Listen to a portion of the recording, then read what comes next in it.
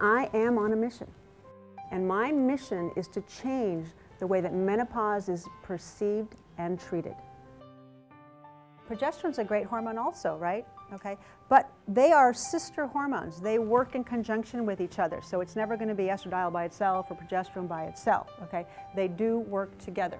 So as long as you have good estradiol, then progesterone works.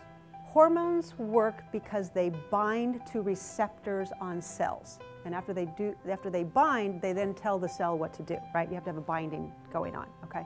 So I can have a hormone and no receptor. And if I have a hormone with no receptor, I have no effect.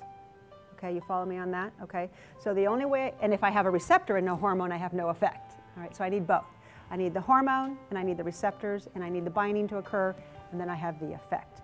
Well, estradiol increases progesterone receptors. So without estradiol, progesterone doesn't have a very big effect in the body. Okay. And interestingly enough, estradiol also increases its own receptors. It's one of the few hormones that increases its own receptors. Conversely, progesterone decreases estradiol receptors and decreases its own receptors. So there's that yin and the yang, the balance that goes on between these two hormones, right? So I've got estradiol in the first half of my menstrual cycle, right? Increasing its own effect and increasing the potential for progesterone effect. And then I introduce progesterone and I have the effect that I want. And then it starts to decrease the estradiol and the progesterone effect. That's how they modulate each other, okay?